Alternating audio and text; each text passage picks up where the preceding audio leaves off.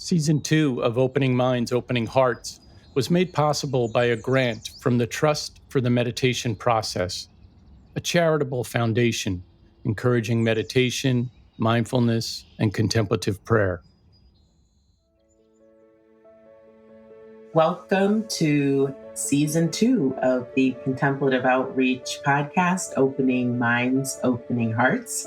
I'm one of your co-hosts, Colleen Thomas. And I'm the other co-host, Mark Dannenfelser. It's good to be with you again, Colleen, for this Season 2. It's also a great joy to be meeting and getting reacquainted with so many different people in and around this Contemplative Outreach community. Contemplative Outreach has been around a long time, so we're drawing from this deep well of contemplatives. One of the things that was so exciting and really inspiring from last season was everyone we talked to was so grateful to us for having these conversations. I remember that being a theme. There's just so much gratitude that we're talking about centering prayer. Contemplative Outreach as an organization has this overall vision, and much of this was the work of Father Thomas to sharpen our vision about what we're doing here and where it's all going. There are these principles and guidelines that we use a lot to help remind us, and we're going to unpack one of those this season. And it's about this idea that the contemplative community is this growing, expanding, evolving community. It is about going deeper into the practice and how that both connects us and also opens us up and expands us. How can we introduce what this contemplative prayer is all about? How do we help them to practice it in a simple way? Keating really gave us a real simple and practical way to cultivate this type of prayer. At the heart of centering prayer is this relationship with the divine that transforms us. And then we have the gift of his teaching that really takes us through this process of how we are being changed from the inside out by the prayer. It's really revolutionary. The practice is a way of opening ourselves up to the gift of contemplation. Contemplation for me is a gift that only God can give. And what I mean by that contemplation is it is that immediate being present to the moment in love. That for me is what contemplation is. And there's no practice that can guarantee that. And in many ways, I think that almost any practice you do is a way of saying, yes, this is the gift I would like to have. And it's up to you, God, and your freedom to give it to me or not.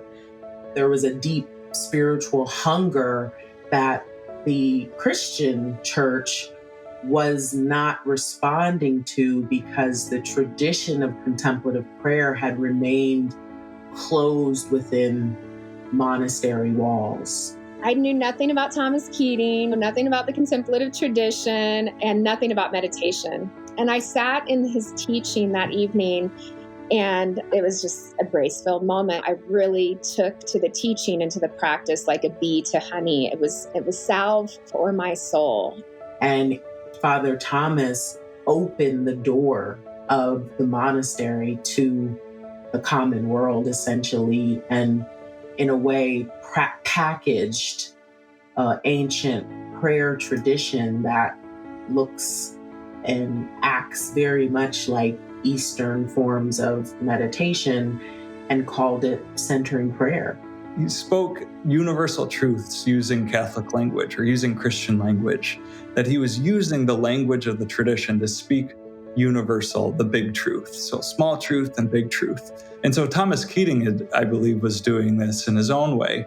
This idea of God as ultimate reality, a God of everything, of all things and of our whole life, and that we're in relationship with that God.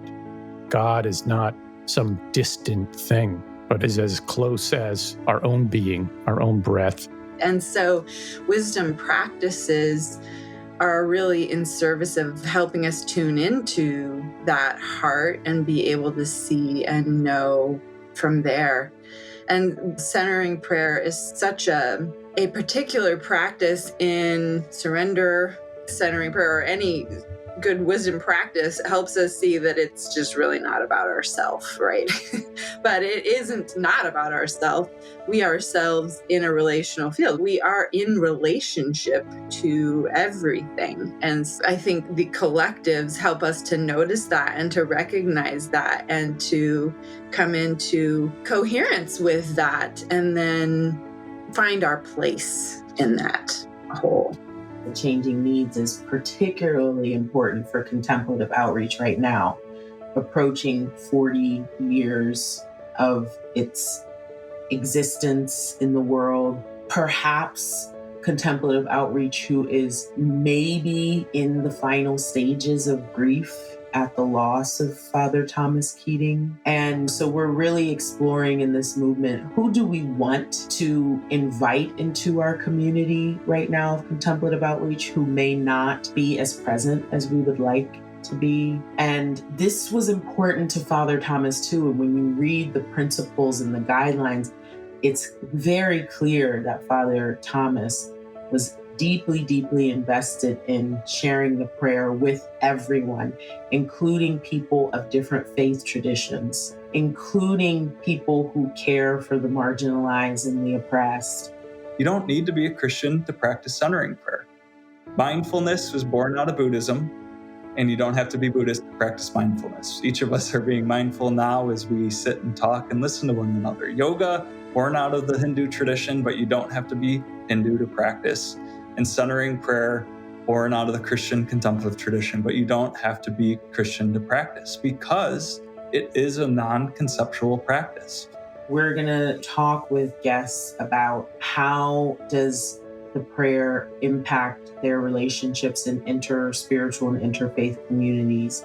How are the needs of younger contemplatives, millennials and younger, and how are they responding to the prayer? What are our unique needs in this digital era? People of color who are not as present in contemplative spaces as we would like them to be. The vitality of centering prayer in the future is going to come really from the depth of practice and the fruits of the Spirit and the transformation of the human person, so that it doesn't matter if this person is married with kids, celibate, a nun, gay, straight, transgender, that all of the boundaries, that the kind of cultural spots,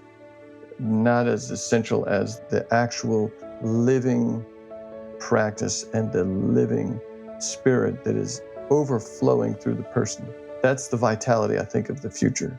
How do we reach people in marginalized communities? And I'm really excited to continue these conversations, make new friends with our guests. Yeah, I can't wait to begin. And I'm looking forward to having all these conversations